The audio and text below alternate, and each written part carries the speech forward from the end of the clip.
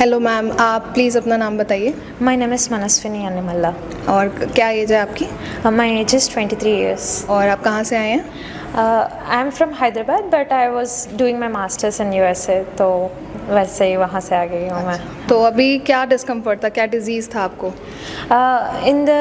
When I was 22, I was feeling a lump in my right breast, I have never showed it anywhere. But when I came back to India, मतलब masters के बीच में जब आई थी break में, दिखाई थी doctors को. I did not have any discomfort. मतलब my breast used to look very normal and मतलब बस lump जैसा लगता था.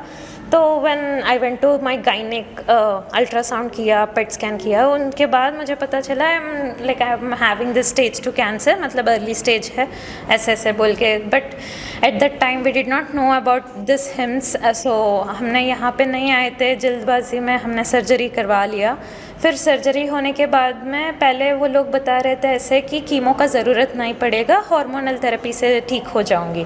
बट वो सर्जरी होने के बाद फिर ऐसे बात पलटा दिया कि कीमोथेरेपी चाहिए, 6-18 कीमो ऐसे साइकिल्स चाहिए बोल के. तो पापा मम्मा सब लोग डर गए थे. आई वॉज कन्फ्यूज, मतलब मेरा पढ़ाई बीच में छूट गया, यहाँ पे आ गई हूँ, क्या हो रहा है बोल के. बट सर्जरी के होने के 40 दिन के बाद एक वीक से हम हिम से कांटेक्ट थे. मतलब they were giving us what kind of food we need to eat. मतलब इनका प्रोटोकॉल्स सभी घर में फॉलो करते थे. And after following it for 20 days at home we came here and it's my 17th day here. And मतलब पहले बहुत I was in lot of stress. मतलब कैसे होगा, अभी सर्जरी करवा लिया, recurrence chance is more if I leave chemo and everything. But after coming here and talking to sir and everyone, I got a lot of confidence that we can cure any kind of disease with nature, connected with nature. तो yes. आपको सिर्फ lump था? हाँ. कोई discomfort नहीं था? और आप नॉर्मल रूटीन के लिए गए थे? नॉर्मल. तो आपने क्या बायोप्सी कराई थी, क्या कराया था? बायोप्सी करवाई थी. And you will not imagine कि पहले मेरा साइज़ इतना सा ही लग रहा था, फिर बाद में बायोप्सी के 1 हफ्ते के बाद में I can feel that lump इतना बड़ा हो गया बोल के. मैं बहुत टेंशन में आ गई कि ये लंप ऐसे कैसे बढ़ जा रहा है बोल के. मतलब थोड़ा भी उसको डिस्टर्ब कर देंगे तो इन्फ्लेमेशन बहुत ज़्यादा हो जाएगा, वो समझ में आया. तो ये कॉन्सेप्ट आपका यहाँ के क्लियर हुआ सर के लेक्चर लेने के बाद कि वो लंप इतने से इतना कैसे हुआ, बायोप्सी का क्या डिसएडवांटेज है? Yes, I understood everything and I will advise everyone मत करवाओ बायोप्सी. अगर ऐसे कुछ है तो पहले नेचर से ठीक करने के लिए we need to try it. And इनसे नहीं हो रहा है तब जाएंगे वो कहीं और हॉस्पिटल. यहाँ तो हो ही जाएगा, देखो आपका हो गया तो सबका ही हो जाएगा. ठीक है, तो बायोप्सी के कितने टाइम बाद आपने सर्जरी कराई? बायोप्सी के 1 हफ्ते में.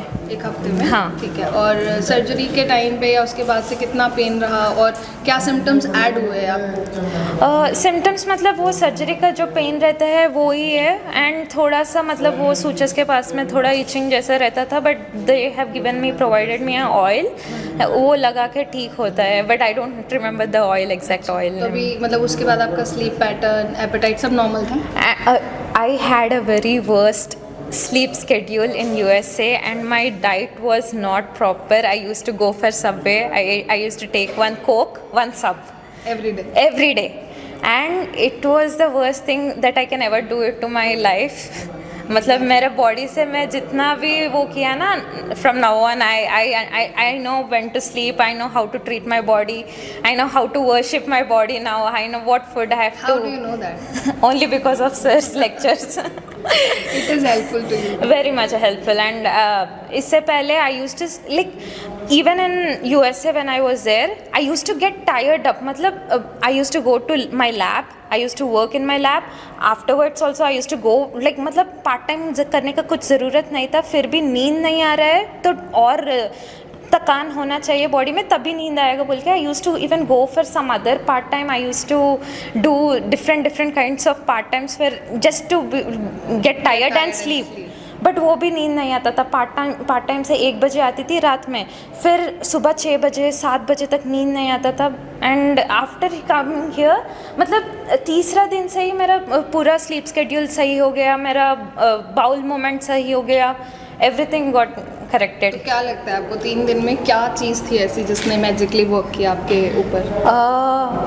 One thing is sir's words, मतलब वो पॉजिटिव वर्ड्स से, एक तो पहले दे ज्वाइन होने से पहले you whatever the speeches I heard before coming here and even after coming here, yoga master used to tell so many things. मतलब थोड़ा पहले first 2 days mummy was back of me कि चलो चलो we need to go for this, we need to do this, but from 3rd day onwards I was doing everything by myself. मतलब हाँ, this is the right way how we have to live a life. मतलब इनमें तो जीना सीखो को आके जीना सीख लिया मैंने, and I am really happy for तो दिस। जो BIC सर का प्रोटोकॉल है उसमें आपको सबसे बेस्ट चीज़ क्या लगी? द बेस्ट थिंग, मतलब 0 वोल्ट का जो भी है, ग्राउंडेड रहना, अर्थ से जुड़ी रहना, ये चीज़ बहुत अच्छा लगा है।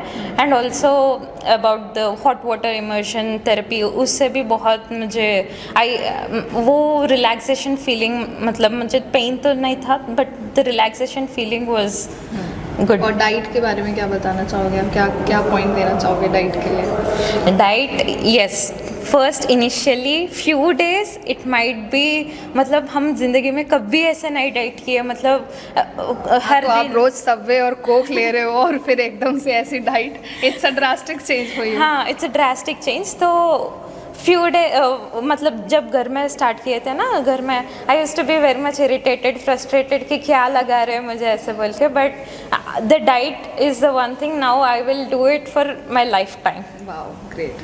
Means this is a very big achievement for us also. Patient coming from diet, Coke, and then Subway sandwich to this diet and loving it. This is a very good compliment. So जो लोग आपको सुन पा रहे हैं उनको क्या message देना चाहोगे?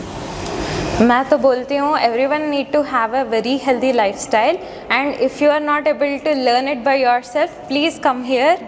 दे विल डेफिनेटली, दे आर, मतलब आपको कोई बहुत गारंटी मैं दे सकती हूँ कि ये लोग सिखा के ही भेजेंगे आपको घर। बिल्कुल सिखा के भेजेंगे कैसे खुद को ठीक करना है। हाँ, कैसे खुद को ठीक करना है। Thank you.